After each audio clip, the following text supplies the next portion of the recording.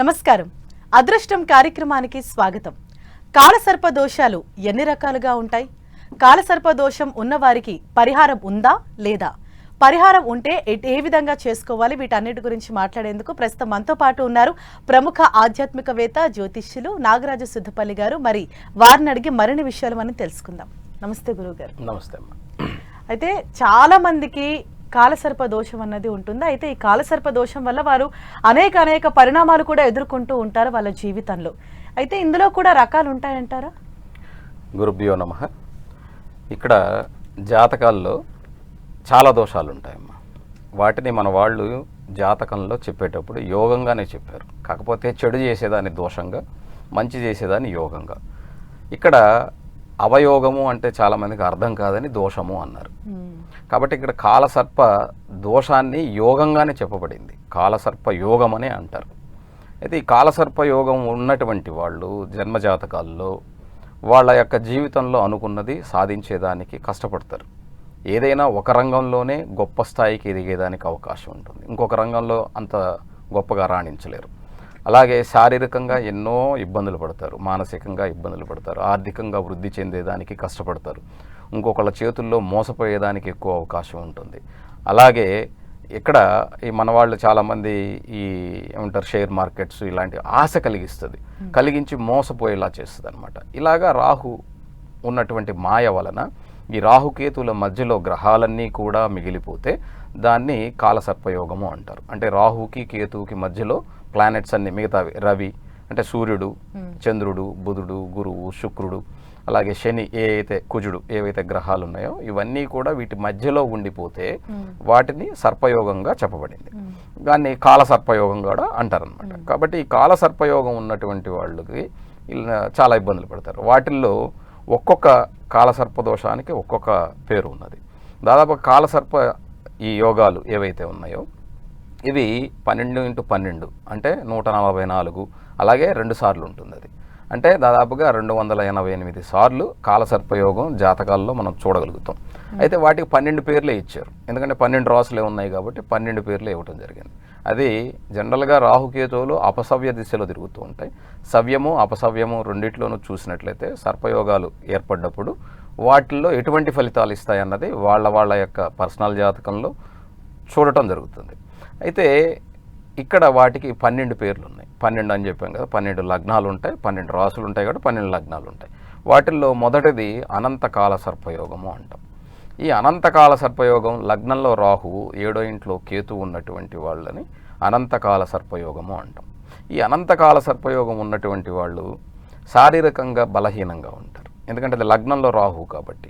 అలాగే ఎక్కువ ఆశ కలిగి ఉంటారు, అలాగే మోసపూరితమైనటువంటి మనస్తత్వం కలిగి ఉండేదానికి అవకాశం ఉంటుంది. అంటే అందరూ కాదు, మిగతా ప్లానెట్స్ వేరేవి చేరుంటే అది వేరే రకంగా ఉంటుంది. రాహు ఒక్కడే ఉన్నట్లయితే లగ్నంలో అటువంటి మనస్తత్వం, మొండితనం, పట్టుదల అని ఎక్కువగా ఉంటాయి. అలాగే సప్తమంలో కేతు ఉండటం వల్ల వివాహ దోషం ఏర్పడుతుంది. దీనివల్ల వచ్చే భార్యతో విభేదాలు రావటం ఇలాంటివి జరుగుతూ ఉంటాయి. కాబట్టి ఈ అనంతకాల సర్పయోగం ఉన్నటువంటి వాళ్ళు జనరల్గా 27 సంవత్సరాల వయసు వచ్చేంత వరకు ఇబ్బందులు కలుగుతాయి వాళ్ళకి. ఆ తర్వాతనే వాళ్ళ జీవితంలో ముందుకు వెళ్ళేదానికి మార్గం ఏర్పడుతుంది. అయితే ఇది చాలా తక్కువ సమయం, 27 సంవత్సరాలంటే మనిషి సెటిల్ అయ్యేటువంటి టయానికి ఆ సర్పదోషంలో ఉండటం వల్ల అది వెళ్ళిపోతుంది కాబట్టి పెద్దగా ప్రాబ్లం ఉండకుండా ఉంటుంది. అయితే ఈ సర్పయోగంతో పాటుగా ఉన్నటువంటి మిగతా ప్లానెట్స్లో ఏదైనా ఒక ప్లానెట్ స్వస్థానంలో ఉన్నప్పుడు, అది శుభగ్రహమైనటువంటి శుక్రుడు కావచ్చు, గురువు కావచ్చు, ఉచ్చ స్థానంలో ఉన్నప్పుడు, అది కేంద్రమై ఉన్నప్పుడు ఆ దోషం కూడా పెద్దగా పనిచేయదన్నమాట. దానివల్ల తొందరగా ముందుకు వెళ్ళేదానికి, జీవితంలో తొందరగా సెటిల్ అయ్యేదానికి అవకాశం ఉంటుంది. అలా లేనటువంటి వాళ్ళు, అంటే అనంతకాల సర్పదోషం ఉండి మిగతా ప్లానెట్స్లో శుభులైనటువంటి గురువు, శుక్రుడు లేదా కుజుడు అయినా సరే, లగ్నాధిపతి ఎవరైతే ఉంటారో ఆ లగ్నాధిపతి ఉచ్చస్థానంలో పంచమహాపురుష యోగాల్లో ఒక యోగం ఉన్నట్లయితే ఆ దోషానికి తొందరగా పరిహారం దొరుకుతుంది, లేకపోతే ఇబ్బంది కలుగుతుంది. అలాంటి ఇబ్బందులు ఉన్నటువంటి వాళ్ళు ఇక్కడ ఈ సర్పదోషానికి శివయ్యకే పూజ చేస్తారు. ఎందుకంటే శివుడు ఆయన్ని యొక్క సర్పాలను ఆభరణాలుగా ధరిస్తారు కాబట్టి ఆయనకే పూజ చేస్తారు. అలాంటి వాళ్ళు స్వామివారికి మొగలి పువ్వుతో పూజ చేయటం ద్వారా, లేదా మొగలి పువ్వు యొక్క దాన్ని ఏమంటారు ఎసెన్షియల్ ఆయిల్ ఒక చిన్న డ్రాప్ అయినా సరే ఆయన మీద ఉంచడం ద్వారా ఈ దోషానికి పరిహారం దొరికేదానికి అవకాశం ఉంటుంది. అయితే ఇది అందరూ చాలామంది కాళహస్తిలోనే చేస్తారా అని అంటే నేను ఒకటే చెప్తాను, ఈ ప్రపంచంలో భగవంతుడు లేని చోటు లేదు. మనం ఎక్కడ ఉండి అది వైకుంఠం అనుకుంటే అది వైకుంఠమే, అది కాశీ అంటే కాశీయే. కాకపోతే మన మనసుకి ఆ యొక్క భావన కలగాలి. కలిగినప్పుడు నువ్వు ఎక్కడైతే కూర్చుంటావో అది దేవాలయం అవుతుంది. అది నువ్వు ఇసుకతో చేసిన, మట్టితో చేసిన, లేకపోతే ఒక స్ఫటికతో చేసుకున్న, వుడ్డుతో చేసుకున్న శివలింగం శివలింగంగానే కనపడుతుంది. కాబట్టి భావన ముఖ్యం. ఈ భావనతో చేసుకుంటే అనంతకాల సర్పదోషం అనేటువంటి ఈ యోగం ఏదైతే ఉన్నదో అనంతకాల సర్పయోగం, ఇది దానికి రెమెడీ ఏంటంటే మొగలి పువ్వుతో, అంటే మొగలి పువ్వులు సీజన్లోనే వస్తాయి, 2 సార్లు వస్తాయి. అక్టోబర్ ఆ నెలలోను, తర్వాత ఫిబ్రవరి మార్చి నెలలోనే వస్తాయి. ఆ సమయంలో స్వామివారికి ఆ పువ్వుని ఉంచి చేయటం ద్వారా మీకు 6 నెలలు అంటే 2 సార్లు వస్తాయి. కాబట్టి ఇది ఒక్కసారి ఆ సీజన్లో వాళ్ళు అనంతకాల సర్పదోషం ఉన్నటువంటి వాళ్ళు ఒక మొగలి పువ్వుని బయట మార్కెట్లో దొరుకుతాయి, ఆ సీజన్లో తెచ్చుకొని ఇంట్లో లేదా శివాలయంలో స్వామివారికి ఇచ్చినా కూడా అది మేలు జరుగుతుంది. ఇకపోతే రెండవది వచ్చేసి కర్కోటక కాల సర్పయోగం అంటాం.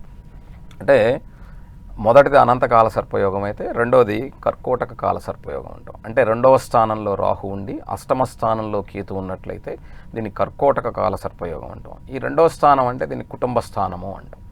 ఈ కుటుంబ స్థానంలో రాహు ఉచ్చస్థానం అయి ఉంటే పర్వాలేదు, కానీ అది శత్రు రాశి అయి ఉండి లేదా శత్రుస్థానం అయి ఉన్నట్లయితే కుటుంబ ధనంతో పాటు నేత్ర సంబంధమైనటువంటి ఇబ్బందులు, అలాగే ప్రతిదానికి ఆర్థికంగా కష్టపడేదానికి ఎక్కువ అవకాశం ఉంటుంది. 8వ ఇంట్లో కేతు ఉండటం వల్ల మనకు ఉన్నటువంటి రీప్రొడ్యూస్ ఆర్గాన్స్తో పాటుగా నడుముల భాగంలో ఇబ్బంది కలిగేదానికి ఒక రకమైనటువంటి, అంటే నాకేం జబ్బు లేదు అనుకుంటాం కానీ అక్కడ ఏదో ప్రాబ్లం ఉంటుందన్నమాట. అలాంటిది జరిగేదానికి ఈ కర్కోటక కాల సర్పయోగానికి అవకాశం ఉంది. కాబట్టి ఈ కర్కోటక కాల సర్పయోగం ఉన్నటువంటి వాళ్ళు విప్ప నూనెతో పూజ చేసుకుంటే, అంటే విప్ప నూనెకు ఉన్నటువంటి గొప్ప విశేషం ఏమిటంటే ఆయుర్వేదంలో కూడా విప్ప నూనె సౌందర్యంతో పాటుగా మానసిక ప్రశాంతతనిస్తుంది. అలాగే మనకున్నటువంటి నెగిటివ్ ఎనర్జీని అది తీసేస్తుంది, అలాగే ధన వృద్ధిని కలిగిస్తుంది. కాబట్టి కర్కోటక కాల సర్పదోషం వలన ఈ వృద్ధి అనేది ఆగిపోతుంది, ఆర్థిక వృద్ధి, కుటుంబ వృద్ధి అనేది ఆగిపోతుంది. కాబట్టి అలా ఆగకుండా ఉండాలి అంటే విప్ప నూనెతో స్వామివారికి రోజు ఇంట్లో దీపారాధన చేసుకోగలిగితే వాళ్ళకి తప్పకుండా ఆ యొక్క యోగం అనేది తగ్గుతుంది. అయితే 33 సంవత్సరాలు వచ్చేంత వరకు ఈ కర్కోటక కాల సర్పదోషం వలన ఆర్థికంగా వెనకబడిపోయి ఉంటారు. ఆ ఆర్థిక వృద్ధి కోసం విప్ప నూనెతో మనం పూజ చేసుకోవటం ద్వారా వాళ్ళకున్న అనారోగ్య సమస్యతో పాటుగా ఆర్థిక వృద్ధి, కుటుంబ వృద్ధి, అలాగే వాక్ శుద్ధి ఇలాంటివన్నీ కూడా కలిగి జీవితంలో వాళ్ళు సమాజంలో ముందుకి వెళ్ళగలుగుతారు. ఇకపోతే మూడవది వచ్చేసి వాసుకి కాల సర్పయోగం అంటాం. ఈ వాసుకి కాల సర్పయోగం 3వ స్థానంలో సహోదర స్థానంలో రాహు, అలాగే 9వ స్థానంలో కేతు ఉండటం వల్ల సహోదర వర్గంతో పాటుగా తండ్రితో కూడా విభేదాలు ఉంటాయి.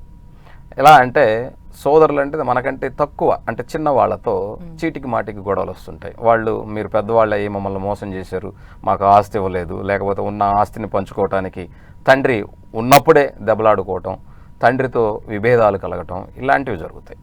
దానివల్ల ఏమవుతుందంటే ఉన్న భోగభాగ్యాలని అనుభవించలేకపోతారు. అంటే అన్నదమ్ముల సపోర్టు ఉండదు, లేచిన దగ్గర నుంచి వాళ్ళతో విభేదాలు ఉంటాయి, అలాగే పిరికితనం వస్తుంది. అంటే మనం ఏదైనా ఒక పని చేయాలనుకున్నప్పుడు మనం భయపడుతూ ఉంటాం, ముందుకు వెళ్ళలేకపోతాం. ఇలాంటివి ఈ వాసుకి కాల సర్పయోగం వలన కలుగుతాయి. ఇలాంటి వాళ్ళు 36వ సంవత్సరం వచ్చేంత వరకు వాళ్ళ జీవితంలో ఈ కాల సర్పయోగం ఉన్నటువంటి వాళ్ళు, వాసుకి కాల సర్పయోగం ఉన్నటువంటి వాళ్ళు సెటిల్ అవ్వరు. దీనివల్ల ఇంట్లో తండ్రి దగ్గర నుంచి, ఇంట్లో ఉన్న అన్నదమ్ముల దగ్గర నుంచి ఎక్కడా కూడా మనకి సహాయ సహకారాలు అందవు. కాబట్టి ఇటువంటి వాళ్ళు అంటే 30 ఏళ్ళు వచ్చినా కూడా సెటిల్ అవ్వకుండా ఈ వాసుకి కాల సర్పయోగం అంటే 3వ ఇంట్లో రాహు, 9వ ఇంట్లో కేతు ఉండి మధ్యలో గ్రహాలన్నీ మిగిలిపోయినటువంటి వాళ్ళు ఎవరైతే ఉంటారో వీళ్ళని ఇంట్లో సంపంగి పూలు దొరుకుతాయి. ఎలాంటి సంపంగి పూలు అంటే మనకి సింహాచలంలో దొరుకుతాయి. అద్భుతమైనటువంటి కలర్తో సంపంగి పూలు దొరుకుతాయి.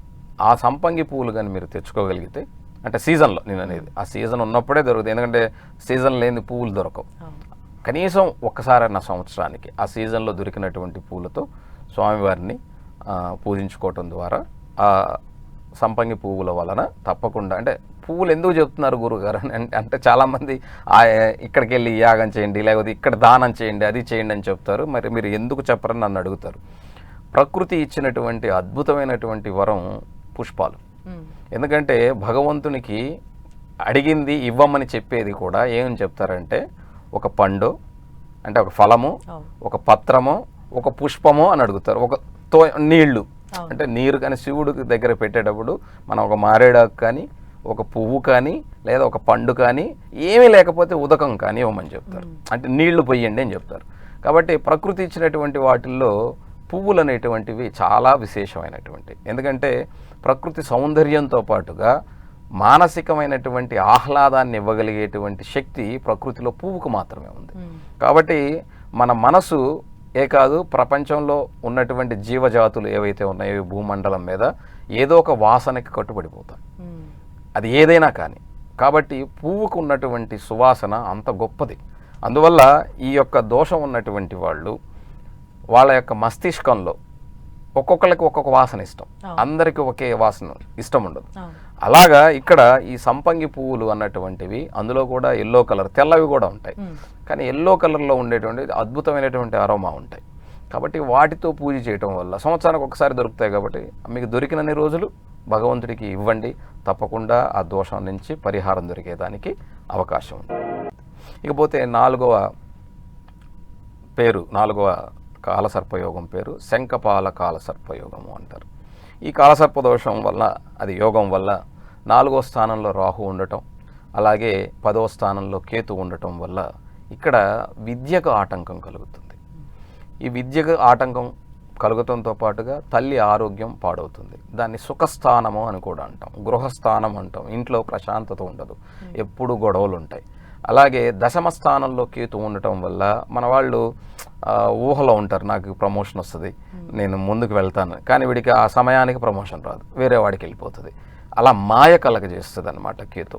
కాబట్టి ఈ యొక్క గృహంలోనూ, అంటే సుఖస్థానంలోనూ మాతృస్థానంలోనూ సంతోషం ఉండదు. అక్కడ ఉద్యోగం, అంటే మనం చేసే పనిలోనూ మనకి పదోన్నతితో పాటుగా మనం ఆశించిన మేరకు ఫలితాలు రావు. ఇలా ఉన్నటువంటి వాళ్ళు తప్పకుండా మన శంకు పూలు దొరుకుతాయి, శంకు పుష్పి అంటాం దాన్ని. ఈ శంకు పూలతో ఖచ్చితంగా శనివారం రోజున రాహుకాల సమయంలో తప్పకుండా వీళ్ళు శివుడికి ఆ శంకు పుష్పాలను, అది ఏ కలర్ అయినా పర్వాలేదు, శంకు పుష్పి చాలా రకాలుగా చాలా కలర్స్లో మనకు దొరుకుతుంది. తెలుపు దొరుకుతుంది, బులుగు దొరుకుతుంది, ఇలా రకరకాలుగా చాలా కలర్స్లో దొరుకుతుంది. ఏ కలర్ అయినా పర్వాలేదు, శంకు పుష్పిని ఇవ్వటం ద్వారా, అలాగే ఆ శంకు పుష్పి యొక్క పౌడర్ని మనం తీసుకోవడం ద్వారా, అంటే ఆరోగ్య సమస్యలు ఉంటాయి. శంకు పుష్పికి ఉన్నటువంటి గొప్ప విశేషమైన లక్షణం ఏమిటంటే మతిమరుపును తగ్గిస్తుంది. అది నేను చెప్పటం కాదు, మీరు డాక్టర్ని అడిగి తెలుసుకోవచ్చు. ఇప్పుడు ఎందుకంటే బ్లూ టీ అని వస్తుంది కదా, ఆ టీ తాగుతారు కదా, దాంతోనే చేస్తారు. మరి ఎందుకు చేస్తారంటే మనకు ఉన్నటువంటి కొన్ని విషయాలకి అది ఆరోగ్యకరంగా మంచిది కాబట్టి. అలాగే పువ్వు ప్రతిదీ కూడా మంచిది కాబట్టి ఈ శంకు పుష్పి చాలా ఆరోగ్యాన్ని కూడా ఇస్తుంది. కాబట్టి ఆ శంఖపాల కాలసర్పదోషం ఏదైతే ఉన్నదో 4వ స్థానంలో ఉన్నటువంటి దోషం, ఈ దోషం తగ్గేదానికి అవకాశం ఉంటుంది. నీకున్నటువంటి జ్ఞాపక శక్తి పెరిగేదానికి, అలాగే నీకున్నటువంటి, అంటే అది ఆరోగ్యకరంగా నేను చెప్పేది, భగవంతునికి ఇవ్వటం ద్వారా నీకు ఈ దోషం తగ్గి నీకున్నటువంటి సమస్య నుంచి బయటపడేదానికి అవకాశం ఉంటుంది. ఎందుకంటే ఈ శంఖపాల కాలసర్పదోషం ఉన్నటువంటి వాళ్ళు 43 సంవత్సరం వరకు పాపం వాళ్ళు ఇబ్బందులు పడతారు. అంతవరకు అది వేధిస్తుంది. కాబట్టి అంతవరకు వేధిస్తుంది కాబట్టి ఆ వేదన నుంచి బయటపడటం కోసం ముందుగానే, అంటే స్వల్పంగా, అంటే ఎప్పుడు కూడా కర్మ అనేటువంటి దాన్ని అనుభవించాల్సిందే తప్ప మనం దాన్ని పోగొట్టుకోలేం. కాకపోతే మనం గుడ్డిలో మెల్ల అంటాం, అంటే దాని ఉద్దేశం ఏమిటంటే అసలు కనపడకపోవటం కన్నా మెల్ల ఉండటం మంచిది అంటారు కదా. మెల్ల అంటే నా ఉద్దేశం ఏంటంటే సైడ్కి వెళ్ళటం అని కాదు. మెల్ల అంటే అర్థం ఏంటంటే ఒక చిన్న స్పేస్ ఉండటం, ఆ స్పేస్ని మెల్ల అంటారు. అసలు గుడ్డి అంటే అసలు మూసుకుపోయేదానికన్నా మనకు ఒక స్పేస్ దొరికితే ఆ స్పేస్లో వెళ్తాం కదా, ఆ స్పేస్ అనేది దొరుకుతుంది. కాబట్టి ఆ స్పేస్ దొరికినప్పుడు నువ్వు ఆ కర్మను అనుభవించాల్సిందే, అనుభవించకుండా ఉండవు. కాకపోతే నీకు సులభంగా ఉండేదానికి మనకు కష్టం వస్తుంది, కానీ ఆ కష్టాన్ని నుంచి ఓర్చుకొని ఆ కష్టాన్ని ఓర్చుకునే మనస్తత్వంతో పాటు ఓపికని ఇవ్వమని భగవంతుడిని వేడుకునేదానికి అదొక అద్భుతమైన అవకాశం. కాబట్టి ఆ సర్పయోగం ఉన్నటువంటి వాళ్ళు, ఈ శంఖపాల కాల సర్పయోగం ఉన్నటువంటి వాళ్ళు శంకు పువ్వుల్ని పరమాత్ముడికి రాహుకాల సమయంలో ఇవ్వటం ద్వారా తప్పక వాళ్ళకి పరిహారం దొరికేదానికి అవకాశం ఉంది. ఇంకపోతే 5వది వచ్చేసి పద్మకాల సర్పయోగము అంటాం. పేరే పద్మకాల సర్పయోగం. ఈ పద్మకాల సర్పయోగం ఉన్నటువంటి వాళ్ళు అంటే 5వ స్థానంలో, పంచమ స్థానంలో రాహువు, అలాగే ఏకాదశంలో కేతువు ఉన్నటువంటి వాళ్ళని పద్మకాల సర్పయోగము అంటాం.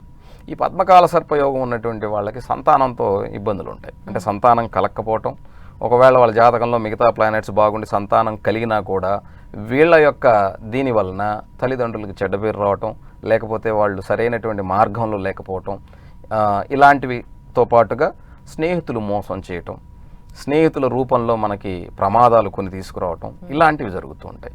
అలాగే లాభస్థానం అయినటువంటి కేతు అక్కడ ఉండటం వల్ల మనకన్నా పెద్దవాళ్ళైనటువంటి అన్నదమ్ములు మనల్ని మాయలో, అంటే మాటల మాయలో ఉంచి మన చేత పనులు చేయించుకుంటూ చివరికి మనల్ని చెడ్డవాళ్ళని చేస్తారు. కాబట్టి దీన్ని గమనించుకొని అలాంటి స్థితి ఎవరికైతే కలిగి ఉంటుందో అలాంటి వాళ్ళు ఏం చేయాలంటే ఈ యొక్క పద్మకాల సర్పయోగం ఉన్నటువంటి వాళ్ళు 48 సంవత్సరాల పాటు ఏం చేస్తారంటే వాళ్ళ అన్నదమ్ముల్ని, ఫ్రెండ్స్ని నమ్ముతూ మోసపోతూ ఉంటారు. ఇలాంటి వాళ్ళు తప్పకుండా తెల్ల తామర పువ్వులు, పద్మం కదా, పద్మకాల సర్పయోగం కదా, తెల్ల తామర పువ్వులని భగవంతునికి సమర్పించుకోవటం, లేదా ఇంట్లో పెంచుకోవటం ద్వారా, తామర చెట్టుని పెంచుకోవటం ద్వారా, అంటే కుండీలో వేస్తే లేదా ఒక లోటస్ పాండ్ లాగా పెట్టుకొని ఇంట్లో పెట్టుకోవటం, ఆ పువ్వు పూసినప్పుడల్లా తీసుకొచ్చి భగవంతునికి సమర్పించడం ద్వారా ఇక్కడ ఉన్నటువంటి ఈ యొక్క పద్మకాల సర్పయోగం ఏదైతే ఉందో దాని నుంచి వాళ్ళు బయటపడేదానికి ఒక ఉత్తమమైనటువంటి మార్గం. ఇకపోతే 6వది వచ్చేసి మహాపద్మకాల సర్పయోగం. ఈ మహాపద్మకాల సర్పయోగం 6వ స్థానంలో రాహు, అలాగే 12వ ఇంట్లో కేతు ఉండేదాన్ని ఈ మహాపద్మకాల సర్పయోగం అంటాం. ఈ మహాపద్మకాల సర్పయోగం ఉన్నటువంటి వాళ్ళు 54వ సంవత్సరం వరకు వీళ్ళు ఇబ్బందులు పడుతూ ఉంటారు.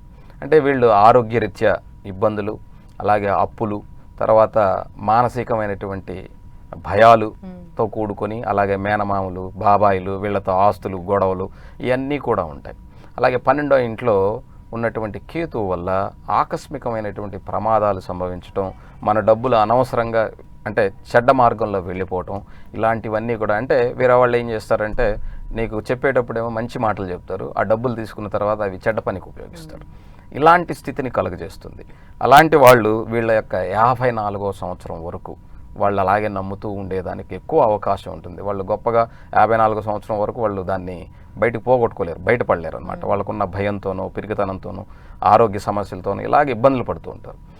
ఇలాంటి వాళ్ళకి మహాపద్మకాల సర్పయోగం ఉన్నటువంటి వాళ్ళు ఇంట్లోనే ఎర్ర తామర పువ్వులని, అంటే రెడ్ కలర్లో ఉండేటువంటి తామర పువ్వుల్ని ఇంట్లో పెంచుకోవటం, లేదా స్వామివారికి సమర్పించటం, లేదా ఆ తామర గింజలతో చేసిన మాలను ధరించటం ద్వారా వాళ్ళకి అక్కడ ఉన్నటువంటి ఈ యొక్క మహాపద్మకాల సర్పయోగం ఏదైతే ఉందో దాని నుంచి బయటపడేదానికి అవకాశం ఉంటుంది.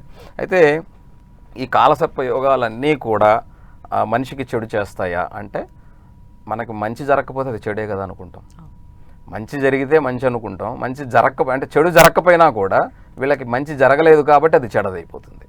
కాబట్టి మన యొక్క మానసిక స్థితి, రాహు ఉండేటువంటి స్థితి ఏమిటంటే, నాకు తెలిసినంత వరకు, నాకు తెలిసిన పరిశోధన వరకు చంద్రుడు ఎక్కడైతే ఉచ్చస్థానంలో ఉంటాడో రాహువుకి అక్కడ ఉచ్చస్థానం ఇవ్వబడింది. కాబట్టి అంటే దాని అర్థం ఏమిటంటే, చంద్రుడు మనకి మనసు కారకుడు అని చెప్తాం. మనసు అనేటువంటిది మనం ఆలోచించే బుద్ధి, ఇవన్నీ కూడా వికాసం, ఇవన్నీ ఎక్కడ ఉంటాయంటే మన బుర్రలో ఉంటాయి, అంటే మెదడులో ఉంటాయి. మెదడులోనే 2 స్థానాలు ఉన్నాయి. అంటే మంచి ఆలోచన నీ మెదడు నుంచే పుడుతుంది, చెడ్డ ఆలోచన నీ మెదడు నుంచే పుడుతుంది. కాబట్టి మంచి ఆలోచనకి చంద్రుడు అధిపతి అయితే చెడ్డ ఆలోచనలకి రాహు అధిపతి. ఈ చెడ్డ ఆలోచనలు ఉన్నటువంటి రాహు తల్లో ఎక్కడ ఉంటాడు అంటే మనకి మెదడులో ఉంటాడు. మెదడు ఎక్కడ కనెక్ట్ అయ్యి ఉంటుందంటే మన వెన్నుపూసలో పై భాగంలో కనెక్ట్ అయి ఉంటుంది. మరి పై భాగంలో కనెక్ట్ అయి ఉన్నటువంటి రాహు పైన తలలో ఉంటే కేతు ఎక్కడ ఉంటాడు? తోక అంటాం ఆయన్ని. తోక అంటే అర్థం ఏమిటి? మన టెయిల్ బోన్ అంటాం. అంటే మనకు ఉన్నటువంటి వెన్నుపూసలో కింద ఉండే భాగాన్ని టెయిల్ బోన్ అంటాం. అక్కడే మూలాధార చక్రం ఉంది అని చెప్తాం. ఆ మూలాధార చక్ర అధిదేవత గణపతి అని చెప్తాం. ఆ గణపతికి ఆధీనంలో కేతు ఉంటాడని చెప్తాం. గణపతి తల్లి అయినటువంటి దుర్గాదేవి ఆధీనంలో రాహు ఉన్నాడని చెప్తాం. అంటే మన మనసు కారకుడు, మాతృకారకుడైనటువంటి చంద్రుడు ఎవరైతే ఉన్నాడో, మాతృకారకుడు చంద్రుడు, కాబట్టి దుర్గాదేవిని అమ్మవారు అంటాం.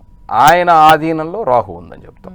కాబట్టి మనకు ఉన్నటువంటి దీని ప్రకారం ఏంటంటే, మన శాస్త్రాలు పురాణాలు చెప్పిన దాని ప్రకారం కూడా రాహు దుర్గాధీనుడై ఉంటాడు. కాబట్టి అమ్మవారిని ఆరాధన చేసుకోవటం, కేతు కింద మూలాధారంలో ఉంటాడు కాబట్టి గణపతిని ఆరాధన చేసుకోమని చెప్పారు.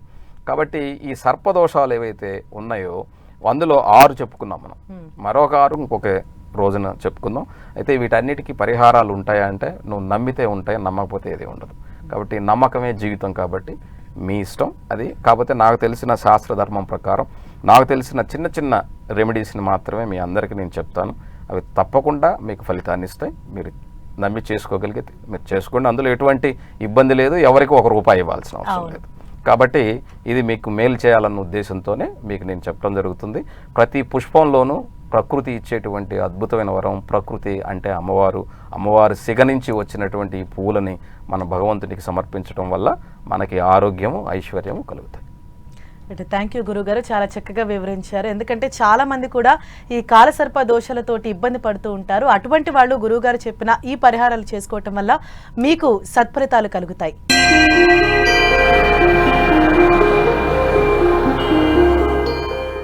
ఇది ఇవాల్టి అదృష్టం కార్యక్రమం. చూస్తూనే ఉండండి 10 TV. నమస్తే.